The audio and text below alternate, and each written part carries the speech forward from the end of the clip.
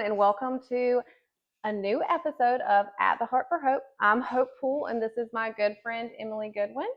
Emily is a friend that I met at church. We have children around the same age. We do children's church together, and we've gotten to know each other and become good friends through that process. Today, Emily is sharing her testimony that involves being diagnosed with thyroid cancer at the age of 30. Yep. So, to dive right in, let's start talking about how you got your initial diagnosis.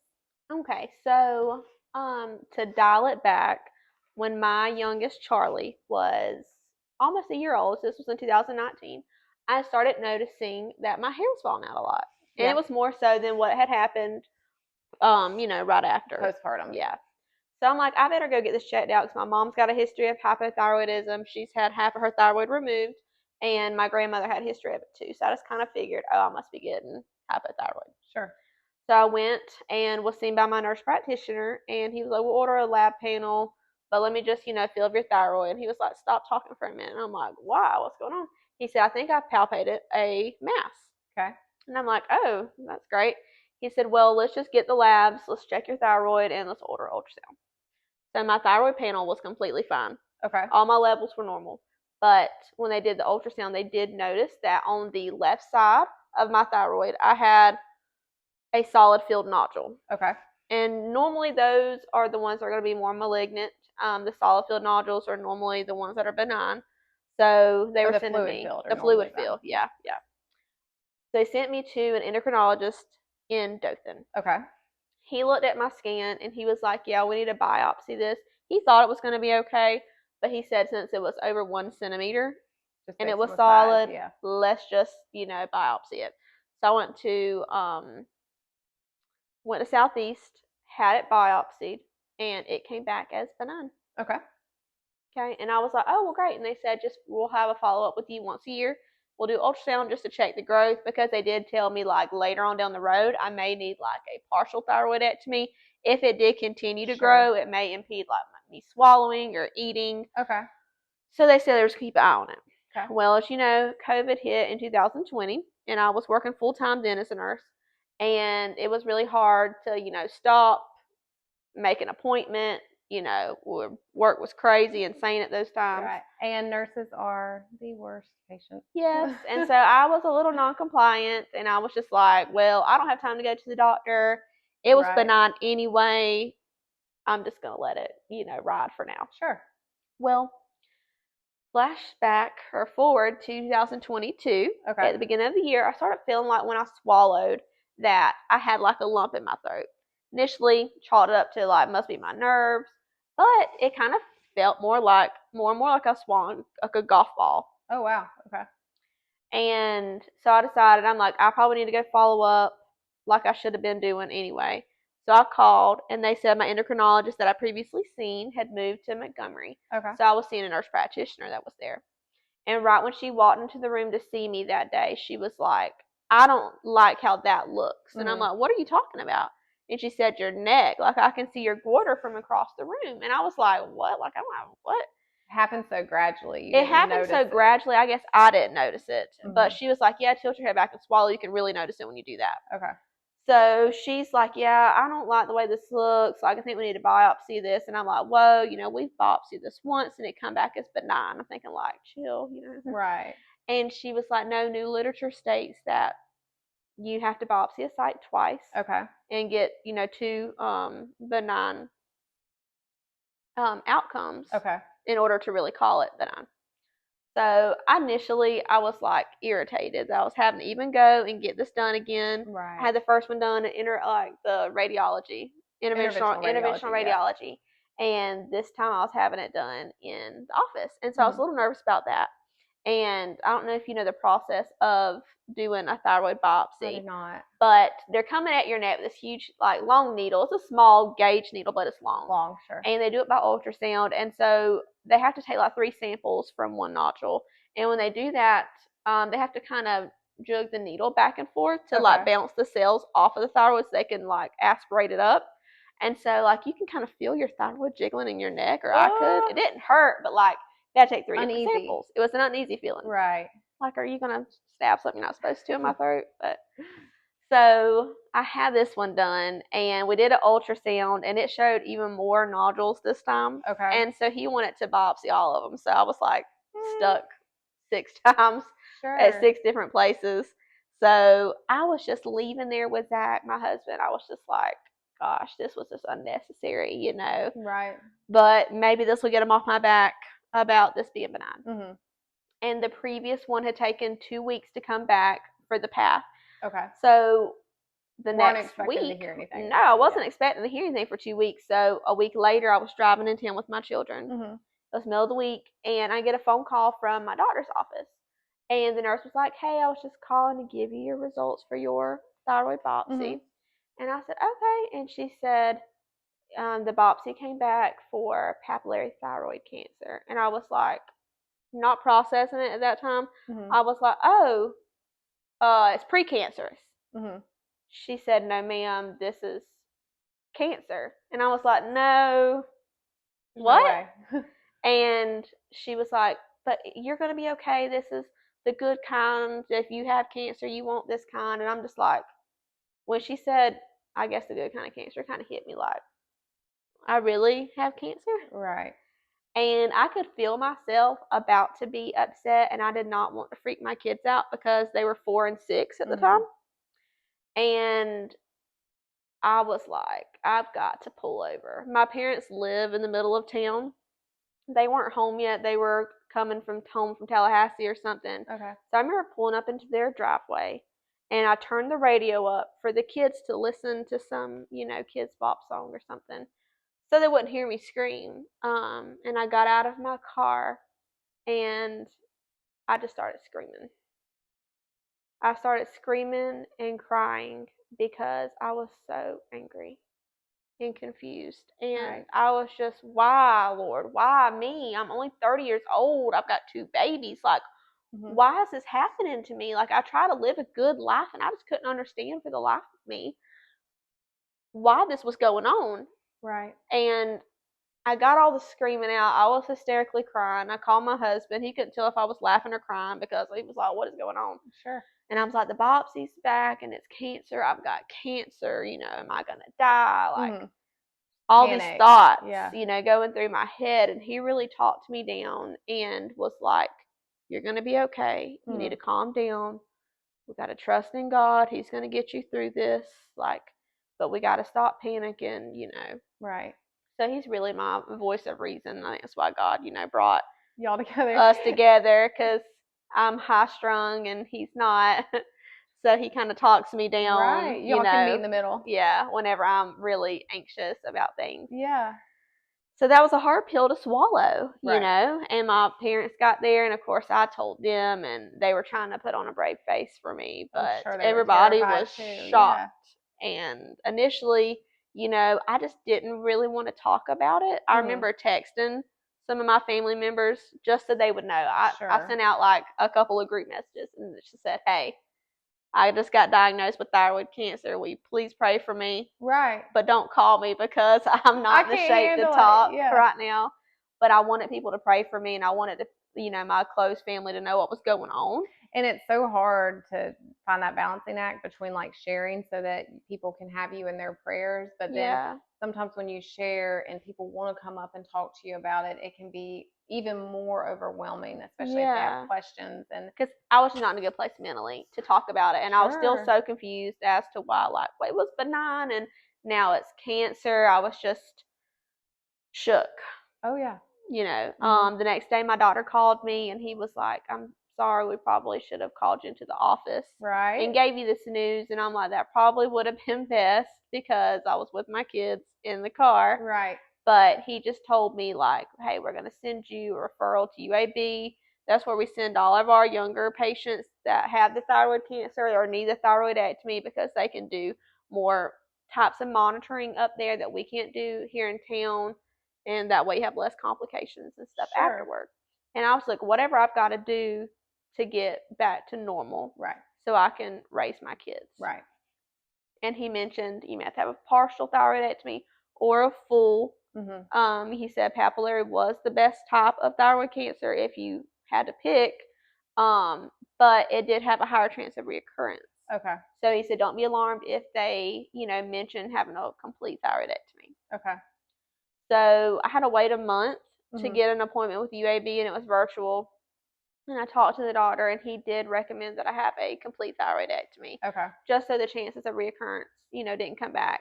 Basically, I have to have surgery, and then 2 years later, have to have the other half removed. Right. So, I was like, as soon as possible, I want to get this done Mhm. so I can have it out of the way. And they ended up scheduling me at the end of August. Okay. And I remember thinking, like, should I do this now? School's starting back, like 2 weeks before this. Mhm.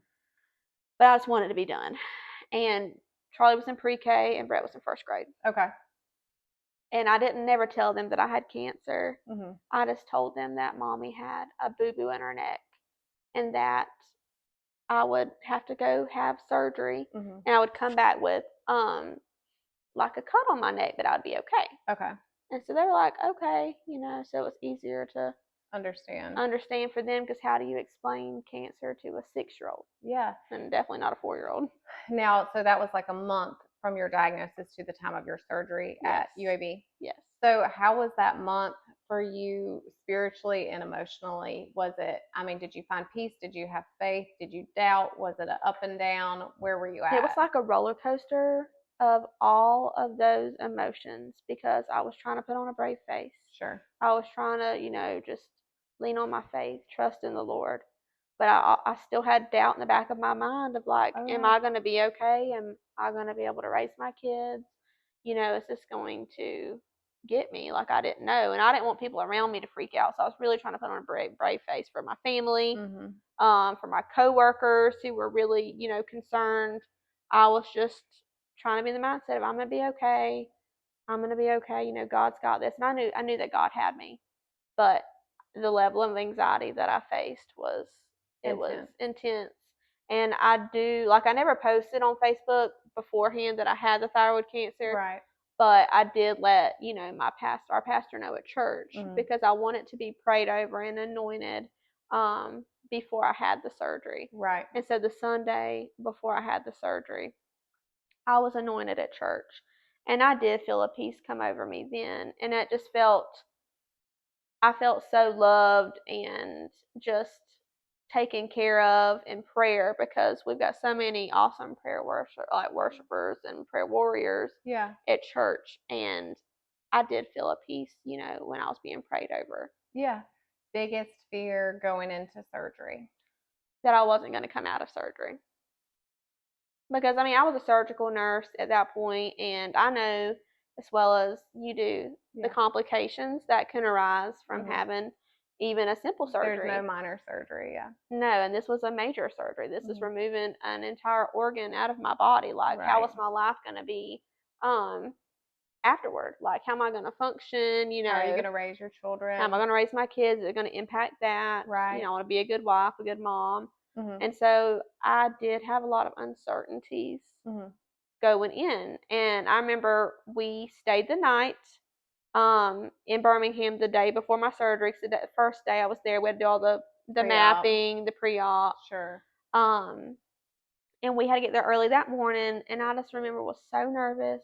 And they called me back, and they wouldn't let Zach go back with me initially.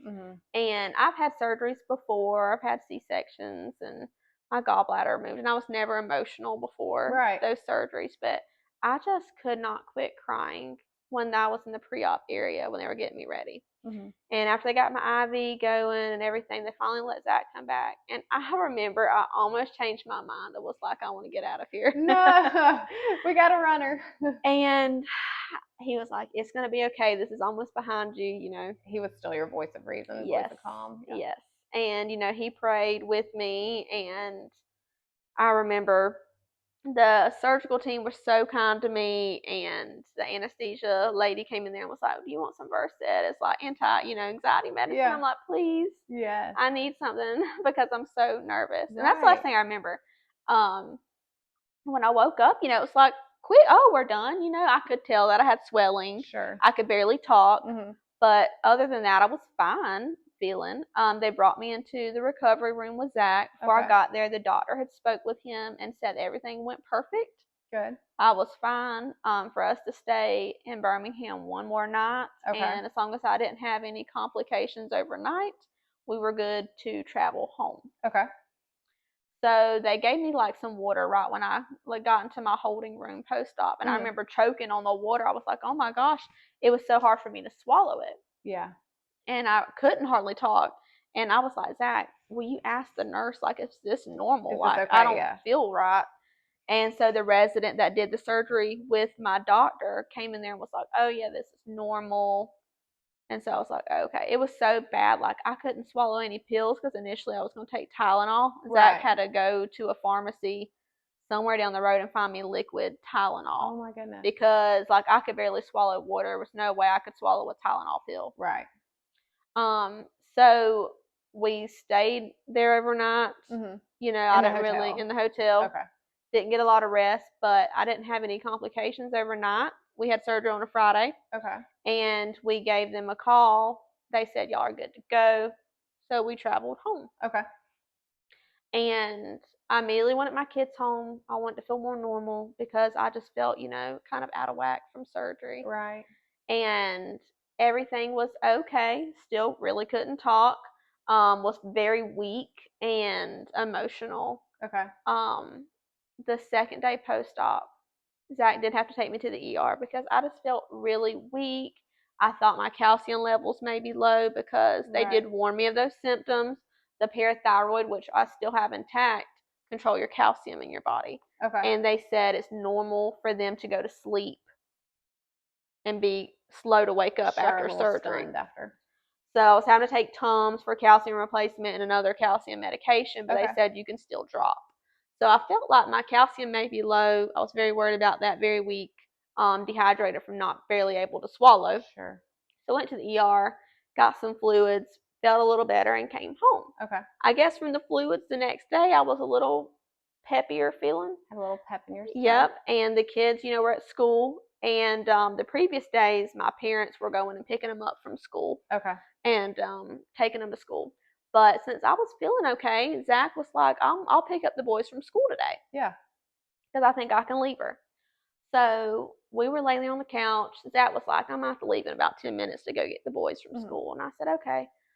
Well, I sat up because I was getting up to do my laps because I would do laps around the house because I didn't want to get any blood clots. Right. So like every hour I would get up and walk. And I know when I like sat up, I got this pressure in my throat. And I was like, that's weird. Zach, something feels weird in my neck. And he looked at me, looked at my neck, and he was like, you're fine. And I said, no, something doesn't feel right. It's like a lot of pressure. Like, does it look swollen? And he said, no.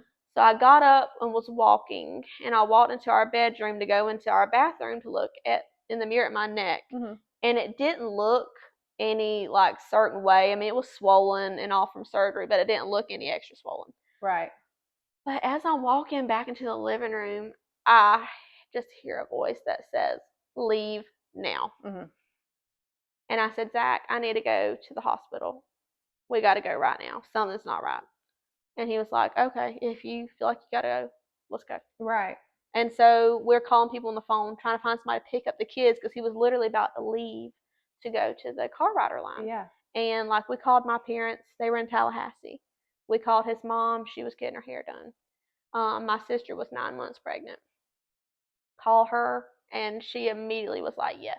Dropped what she was doing and went to get the boys. And then I was able to go because I'm like, I'm not going to leave anywhere until I know that my kids have got somebody to get them from school.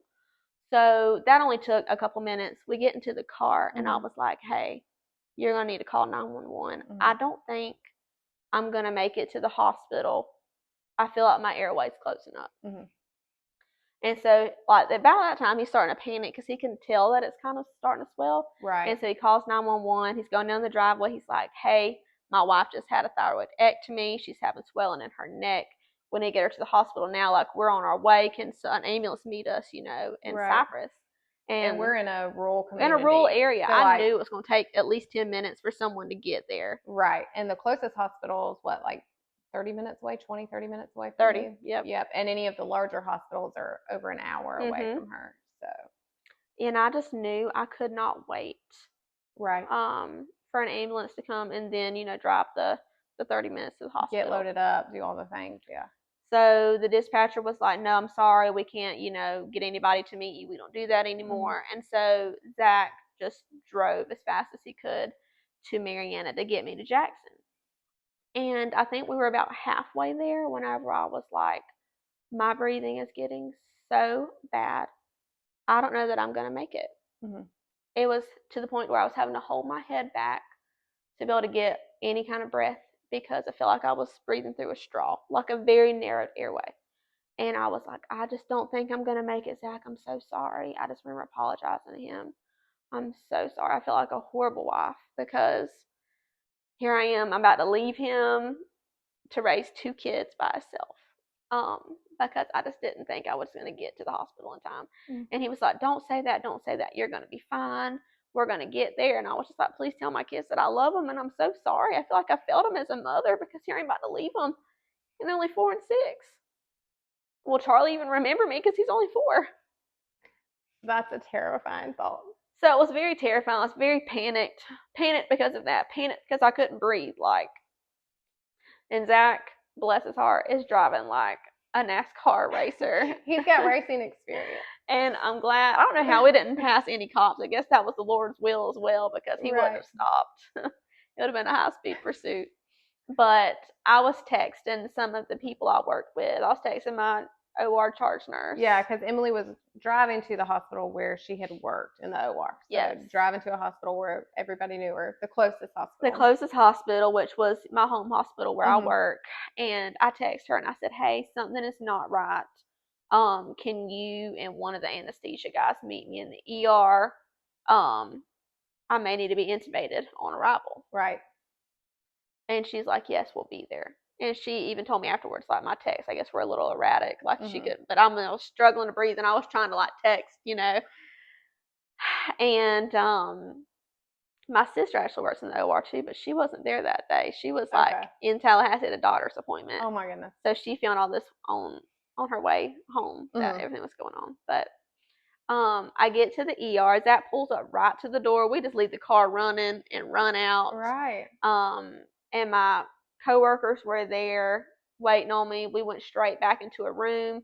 And initially, like, my vital signs looked okay, except for my heart rate because I was so panicked that my heart rate was having high. a hard time breathing. Yeah. And everybody was like, oh, I think that you're okay. Maybe just some soft tissue swelling from surgery. That's normal. Could you see it at that point? You could see it. Yeah, you could see it a little bit more. Zach could notice it more so because he had been, around me those days. But the ER doctor come in and was like, we need to do a stat CT of your neck now. I remember I was like, Devin, will you come to the CT with me? Because he was anesthesia. And I said, because I don't want to crash in CT and not be able to be intubated. I knew I was going to be a difficult intubation with the swelling that I felt. Right. And I had to lay down for the CT because I had been having to sit up because I couldn't breathe. Sure. And I remember telling him, I'm like, hey, I don't know if I'm going to lay down. He's like, this is super quick. And because my airway was so swollen, I couldn't hardly swallow. So I was just like salivating. Oh my goodness. Salivating out of my mouth because it couldn't go down. And I remember like once I was laid down, it didn't take long to do the CT. Okay. But I physically could not sit back up. Like they had to pick me up. Yeah. And sit me back up so I could breathe and like give me a tissue to like wipe my mouth because I'm just drooling. Oh my goodness. And I barely get back into the room and Starla was like, Dr. Bruner's on his way right now. He was actually coming to the ER that day. Because he had a consult for some kind of and that's surgery. A general surgeon at the hospital that Emily's worked with for a long time. So he was there to see somebody else, but she saw him and was like, her CT's about to be back. Like, I need you to read this. Right. And as soon as he saw it, he's like, we got to bump this surgery and we've got to go back with her right now. We didn't even have time to get like written consent. Yeah. We had to do like a verbal consent from me and my husband. And wrote it off as an emergency consent because we had to go quick. He was like, you virtually have no esophagus. Your trachea is compressed. Like, we've got to go right now.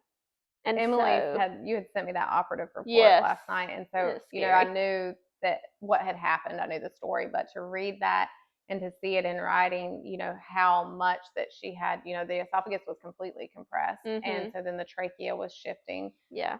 Just terrifying to read on paper. It really is. And I was so panicked and so worried, but whenever they told me I was going to have surgery, Right. Zach had kind of looked at me because he was expecting for my level of anxiety to probably just skyrocket even Right. more. I don't even know if you could skyrocket anymore. Yeah.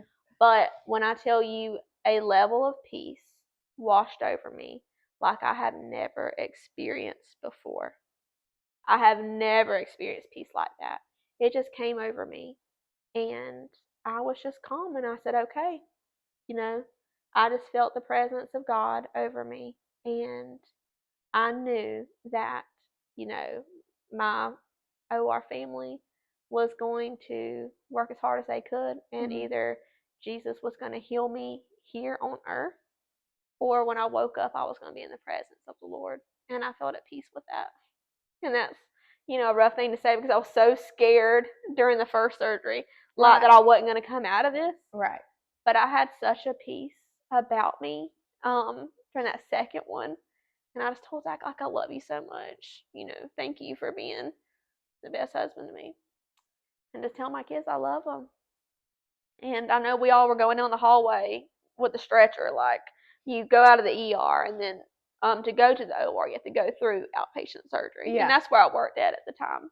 And I just remember, like, all my coworkers and friends being right there, and them just crying and, praying for me. And my friend Beth, that's one of the last things I remembered. She had went to swipe her badge to open up the double door so I could go into the actual OR. And I just remember telling her that I loved her because I didn't know if I'd, see her again earthside. Yeah. But I just, like I said, I had that peace from God. Mm-hmm. And then, like, he just put me in the right place in the right time. I was surrounded by all my work family. Yeah. I knew they were going to try their very best to save me. Right. And I just felt at peace. Yes. And it was such a blessing, It seems almost like you're like, wow, I'm not close enough to get to this larger hospital where they have more capabilities or more this or more that. But at that moment when you were in such a time of need, to be surrounded by people who loved you and who were praying for you and had your best interest at heart was ultimately such a blessing. It was. When I read the report, I was like, how did they ever intubate her? Because her airway was so compromised. Yes. And there was someone there who was able to intubate you using a very small pediatric tube, right? They had to do it under minimal sedation, which I don't remember being intubated, but they did it minimal sedation. Right. Because they were so worried to lose what little airway you had. Yeah. Yep. And he got to a certain point, and the swelling was so bad, he kind of had to twist the tube back down, but he did have to use a pediatric endotracheal tube. So then when they went in to do your surgery and they reopened where she had her initial surgery, there was such a huge large amount of blood there. It was like 300 milliliters. They're just compressing everything. Initially, yeah. And so then they went in, did your surgery, were able to ultimately find where she was bleeding from, and they clipped it. Is that right? Yep. So he initially, when he opened up, like, just a large blood clot came out, and he started looking on the left. That's where the cancer was. So he looks everywhere on the left, doesn't see a bleed. The tissues were so swollen, it was very hard to, like, see in there. He almost thought he was going to have to open my neck up on the side to get to where, it was bleeding at. Because he, after checking the left, he knew it was coming from the right. He just couldn't find it initially. And then they were able to retract, and the bleed was pretty high up. It was my right thyroid artery and vein that were not closed off during the first surgery. Okay. And he said it looked like it had been slowly bleeding since the surgery and then had just opened up that day. Okay. But he was able to clip both of the areas, put some powder in there. They did all kinds of things to get it to stop bleeding, But the bleeding stopped. They stood there during surgery for 10 minutes after they did all that just to visualize the surgical field. Right. To make sure that it wasn't going to start bleeding again. I think I lost like a total of 800 mLs of blood during the surgery. But they took very, very good care of me. I think the surgery only took an hour. Okay. So they worked very efficiently. I couldn't have asked for a better surgical team, Yeah. surgeon to save my life. God really lined that up for me. Um, Afterwards, Dr. Bruner went out and talked to my husband and just told him because of the swelling, him and Devin were thinking it was better for me to stay intubated just so that it wasn't a chance I would lose my airway and need to have a trach. Right. And I didn't want that. So I'm glad they kept me on that. But I had to go to the ICU and be on the ventilator overnight. Yeah. But Zach was like, whatever you got to do Yeah. to keep her Safe. I read a Bible verse and it made me think of you when you had your surgery. And I'll try to read it without crying. So this said, so just thinking about those moments that you had like leading up to the surgery and the amount of stress and anxiety that you had, and then having to be intubated and go and have another surgery. And I just can picture you there going through all that. And it said, in my distress, I called to the Lord. I cried to my God for help. From his temple, he heard my voice. My cry came before him into his ears. The earth trembled and quaked, and the foundations of the mountains shook. They trembled because he was angry. Smoke rose from his nostrils. Consuming fire came from his mouth. Burning coals blazed out of it. He parted the heavens and came down. Dark clouds were under his feet. He mounted the cherubim and flew. He soared on the wings of the wind. He made darkness his covering, his canopy around him, the dark rain clouds of the sky. Out of the brightness of his presence, clouds advanced, with hailstones and bolts of lightning. The Lord thundered from heaven. The voice of the Most High resounded. He shot his arrows and scattered the enemy. With great bolts of lightning, he routed them. The valleys of the sea were exposed, and the foundations of the earth laid bare. At your rebuke, Lord, at the blast of breath from your nostrils, he reached down from on high and took hold of me. He drew me out of deep waters.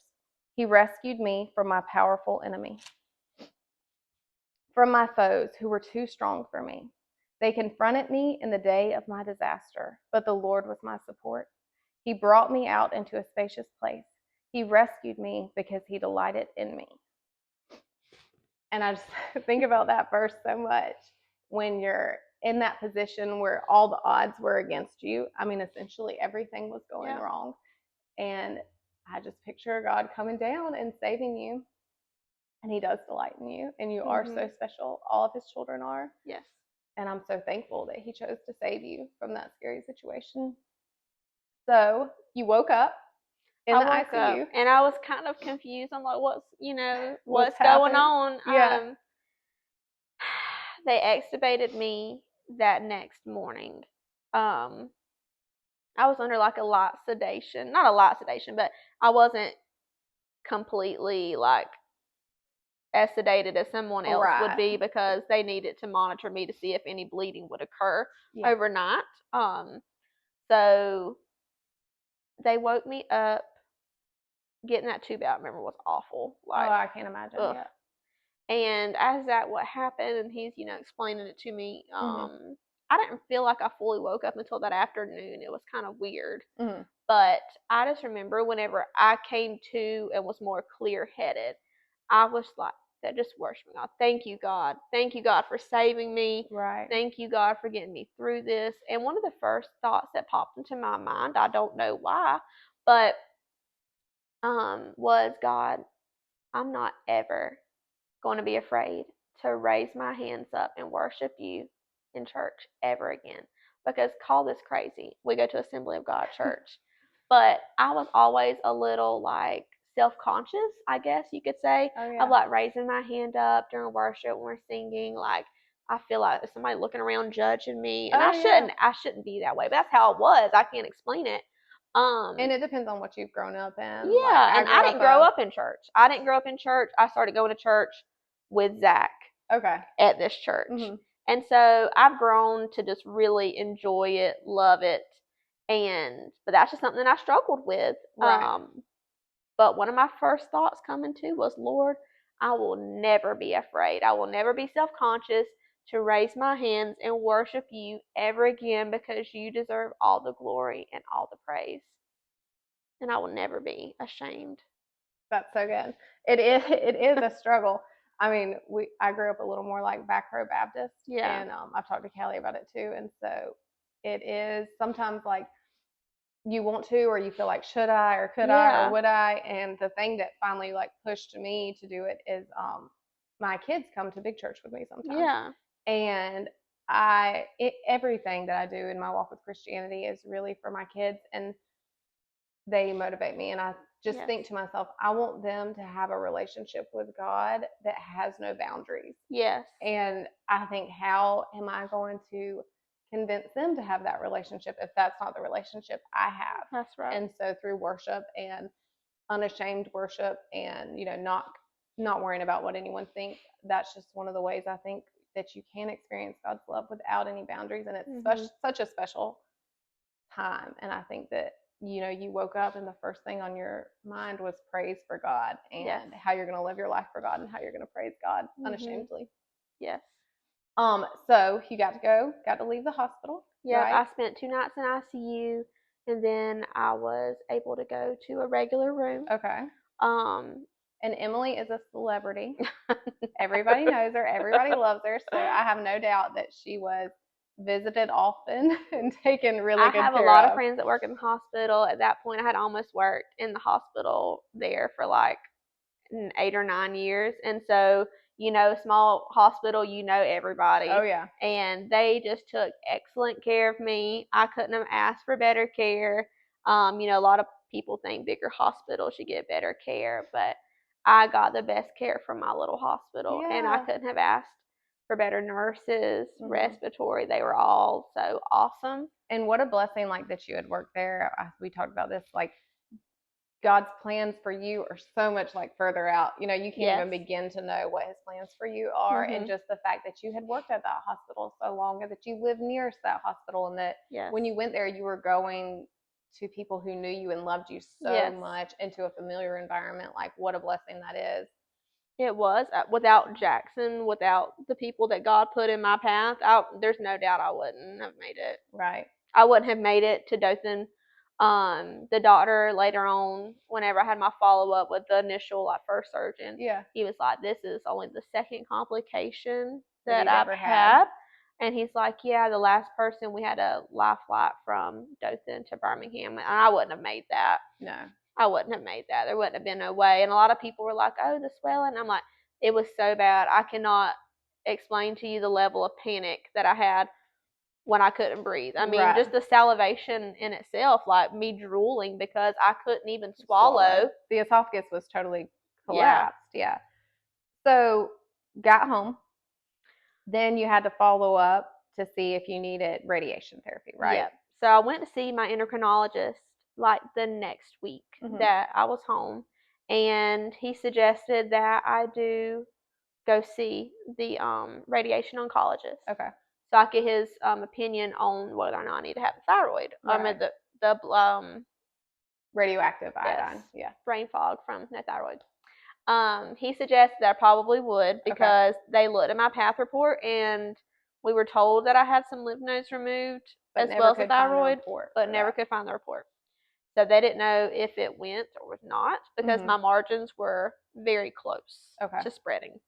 They ended up saying it was stage 2 papillary thyroid cancer. Okay. Because it had grown quite a bit even from that, Just that initial time. biopsy the Yeah. second time. But went to go see the oncologist. He was like, "Yes, we need to do this iodine treatment on you so that it kills any remaining thyroid cells in your body, because this can come back. Like, I don't want you to not have this done and then you come back in 6 months with a mets to your lung." Right. And so I'm like, I just want to be done with this. I want the cancer to be gone. Right. Whatever it takes. So they explained to me the process. I had to be off my thyroid medicine, my levothyroxine, for 6 weeks, and I had to follow a low iodine diet. Which and initially, is very strict. Yeah, I was like, oh, strict. Okay. But then I looked into a low iodine diet, and you can eat sucks. air. Basically, iodine's in everything, and it's not something you can like flip to the back and look at the ingredients. Right. It does not list iodine, Mhm. so it's something that you have to look up from manufacturers. Okay. And there was a really nice website that helped me because there's some people that have to have a low iodine diet for the rest of their lives. That I don't know sounds how, crazy. Yeah. but they designed a website and it like shows you foods you can buy at the grocery store that have Okay. low iodine. So basically, I ate a lot of chicken, ate a lot of rice, Okay. and gummy bears, Okay. gummy worms, because they don't have iodine in them. But like, you cannot eat any kind of red meats. You can't have processed foods. You can't have any type of dairy. No kind of chocolate. That's so No sad. soy sauces. I mean, I don't eat tofu, but you can't have tofu, stuff Right, like that. nothing, yeah. So I lived off of chicken, like I said, for like 6 weeks. Mhm. Coming off my medicine, it made me very sluggish. Mhm. I was very tired. Yeah. I feel like I could barely go. Yeah. So that was a struggle in itself. We went the week. I was supposed to have it done the week before Thanksgiving. Mhm. Trying to get it out of the way. Trying to before get out of the holidays, way, Yeah. get there, and the medication did not come in. So I was initially very upset about that. So I had to go into Thanksgiving week. I had to have the pill done like the Monday of that week. I had to self-isolate for 5 days, so I had to miss Thanksgiving. Or it might have been the day before Thanksgiving. Mhm. But I had to miss Thanksgiving. Right. And I had to stay in my room for 5 days. My husband could not come near me. My children definitely could not come near me. You don't want any of the radiation exposure. Yes, because I was radioactive. Yeah. My doctor joked that I would glow in the dark. Yeah. Don't know that. I don't think that really happened, but I was radioactive. Right. Like 10 years ago, you used to have to stay in the hospital for 5 days. Wow. But they just said since my bedroom was on the opposite side of the house from my children and I have a separate bathroom, that I was good to stay at home. But had to stay away. Contact with any of the utensils or nope. So I had to use like plastic utensils and cups and plates and have a separate like trash can. I had to take a shower twice a day because my sweat was radioactive. Mhm. You know, I had to flush the toilet twice. A lot. Like it was a lot of process to go through. So then you've just been through this, well, one surgery, Yes. then an emergency surgery. Yes. And you kind of feel like you've overcome, the worst part. And then to me, just from the outside looking in, this really strict diet, having to stop all your thyroid medicine. So like no energy, no strength, you can't hardly eat anything, just so discouraging. And then being isolated away from your friends and family. I mean, just the ultimate mental, spiritual warfare to me. It really was. I could feel like the enemy was trying to attack me, but I was just trying to stay strong in my faith. Yeah. Even when the anxiety came on to me, like even before I did the thyroid surgery, being home, by myself after I had the second thyroid surgery, and Zach going back to work, I would have periods of times where my anxiety was so bad because it was like in the back of my mind was, when is this going to start bleeding again? Right. You're home by yourself. Like, what are you going to do? And anytime those thoughts came into my head, I would turn on the CeCe Winans song, "The Goodness of God," and I could still barely talk. I didn't get my voice back for 6 weeks. But I would just lay there and close my eyes, and I would worship. Yep. And I would calm myself down and just listen to that song and think about all the goodness of God that I have lived through. Right. And that He's not going to leave me now. He's got me this far. He is not going to leave me. He would not leave me or forsake me. And so that just got me through. When I did the iodine therapy, it made me very nauseated. It made my salivary glands kind of swell, so I had swelling there. And then you're already worried about this bleeding, and then you have this funny feeling in your throat. I can see where that would be so anxiety inducing. Yeah. Talking about how you just worshiped through that time, and your newfound love for worship.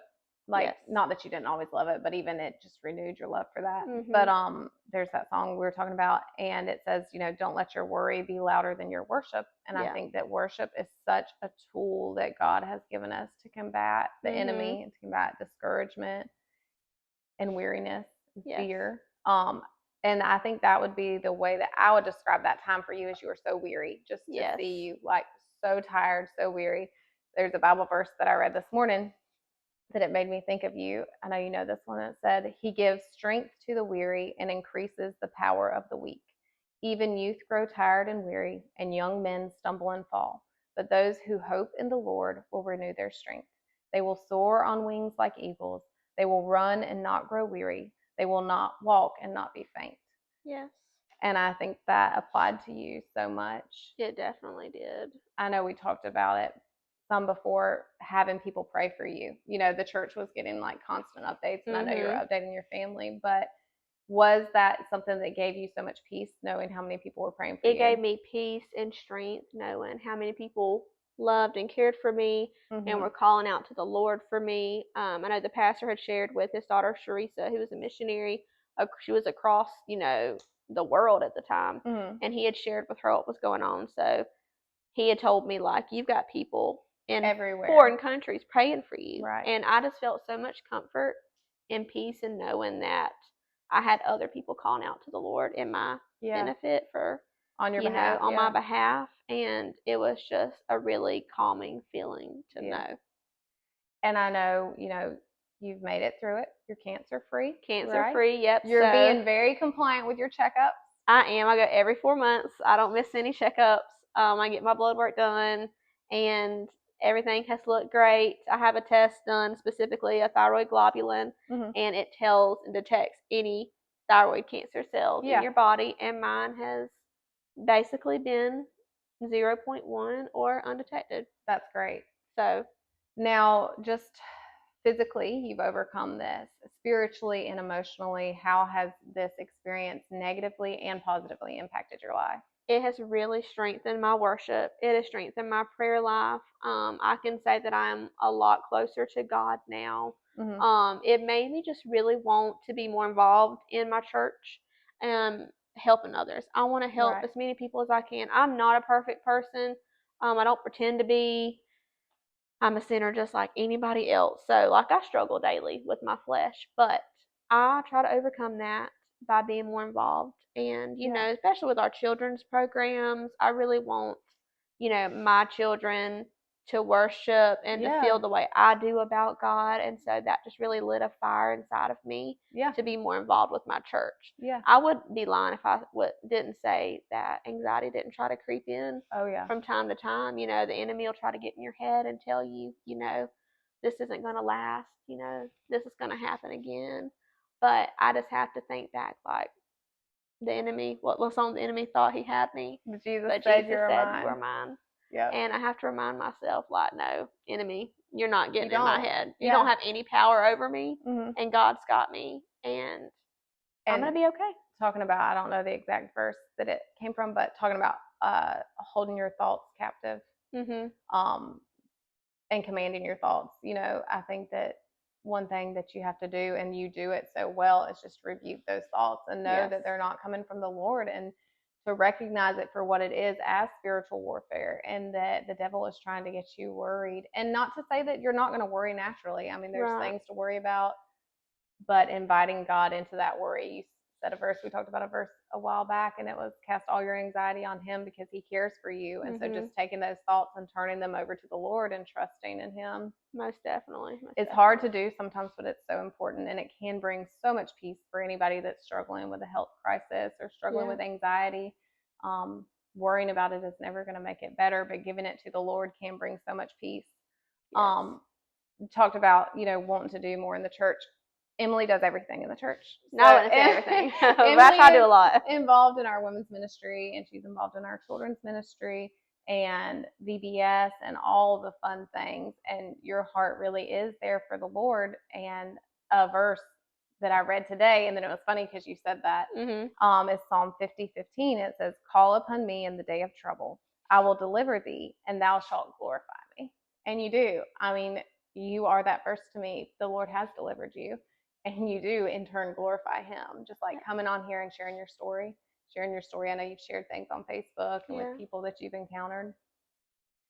And I hate it, as your friend, I hate it that you've had to go through this. And it was hard to watch you go through it. And as a friend of yours, it's hard to understand why God let you go through it. But then your strength and your faithfulness to the Lord has been so encouraging to me. And so encouraging to others. I pray that, through sharing my story and my testimony, that others can find strength through my story, for the hard times that I endured and came out on the other side.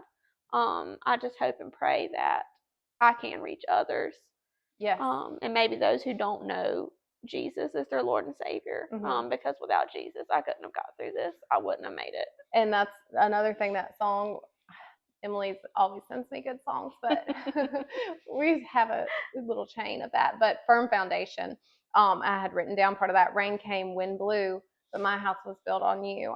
I'm safe with you. I'm going to make it through. And it's kind of ironic because I think just 2 weeks ago we did a little Wednesday night service about that with the kids, building your house on a firm foundation. And so life is so hard already, and struggles that everyone has to go through are so hard to endure. And having that firm foundation of having that relationship of God going into it, and already having that firm foundation, I mean, literally set up, really does carry you through so much emotionally and spiritually. I can't imagine you going through those struggles without the Lord by your side. No, it was, it was a trying time, and it just goes to show you that sometimes your struggles can benefit you more because it really brings out your faith, right, and strengthens your faith. So sometimes you just see the struggles as I needed to go through this in order to strengthen. That's another song. You took what the enemy meant for evil and you turned it for good. Yeah, talking about how the Lord can change a situation like that, and I think that's very evident in your life. But it's hard to see that when you're in the midst of it, going through it. It is, you have to have faith in that. a little over a year after I had my thyroid journey and had the surgeries after the initial surgery, it was a year after that my husband broke his back. And so we were on another journey of uncertainty for a little bit. I remember the Sunday at church when it all happened. He was finishing up on a pole barn, and I was in church by myself, and we were singing the song "I Trust in God," and it was the first time we ever sang it. And I was thinking, oh, this is such a good song. I really love this. And we were singing the part, I sought the Lord, and he heard, and he answered. And I don't know why, but I was like, let me check my phone and make sure it's not on loud. I need to put it on vibrate. Last thing I want is it ringing during church. And I flipped it over, and I had like 2 missed calls from Zach. And I'm like, why is he calling me? He knows I'm at church. Yeah. And so I had a really weird feeling, and I'm like, I need to go call him back. So I stepped out and I called him, and his daddy answered the phone, and he was panicked. He said, he's fallen off of a roof. Yeah. I think he might have broke his back. And I'm like, what? Do I need to call an ambulance? He's like, no, I've already got him loaded up in the truck. And I'm like, you picked him up and loaded him up in the truck? He broke his back. And I was like, take him, to Jackson. I'll be right there. And I remember running to the children's ministry, like children's church room, and grabbing my boys, taking them to his mom and going to the hospital. And the whole way to the hospital, all I could think about was, I sought the Lord, and he heard, and he answered. And I got to the hospital, and Zach was like, I'm fine, because he's always so cool, calm, and collected. I wish that I could be that cool and calm. Yeah. And he was like, it hurts pretty bad. But I think I'm going to be okay. Yeah. And the doctors came in and was like, we're going to need to transfer you to TMH because your back is broken. I started crying then because I was like, what are we going to do? Right. I'm a stay-at-home mom. He carries our insurance. Yep. Am I going to go back to work? Who's going to take my kids to school and pick them up and take care of my kids? All those uncertainties. But, man, when we got to TMH and they did those x-rays again, we had the whole church praying. The pastor left the church in the middle of the service. Yeah. I mean, everybody had prayed. Right. And then he left and was praying with us. We got to TMH, and the fracture was stable, whereas they didn't think it didn't look stable at Jackson. It was stable, and he didn't end up having back surgery. He ended up being able to be in a brace. Right. And that was, monumental for us and a blessing. And and then I think, that was another, obviously, it's just another struggle so soon after. Yeah. I mean, a really scary time of uncertainty, but I feel like God has equipped you so much because he has seen you through these hardships. And it's just like, other things are going to come at you, and life is not going to be perfect. And just because you endure one hardship doesn't mean that you'll never endure another one. That's right. But I think each hardship draws you closer to the Lord if you let it. Yes, and it And prepared me right, and it for prepares Zach's you. Yep. injury. It prepared me, and just seeing his strength during the whole thing. He never got discouraged. He never Right. got down. That was really uplifting for me to see. Yeah. And I felt the Lord just strengthened me during that time. Yeah. And helped me remain calm and get through this and help him to recover. And it was just another way that the Lord just spoke to me and just spoke through my life. And I think that even brought us even closer to God. Right. Together in our marriage and just individually. Yeah. But yeah, like we'll face a lot of uncertainties in this life, but one certain thing that we will have is God is always with us and He is able. That's right. Well, you've made me cry enough, I think, for one time. I'm so thankful that you came on and shared your Thanks story. for having me. And I hope it's been really uplifting to those who watch. I hope so. Sorry for the tears. And you have a reminder for people. What is next month? Next month is Thyroid Cancer Awareness Month. So check your neck. Check your neck, guys. Thank you.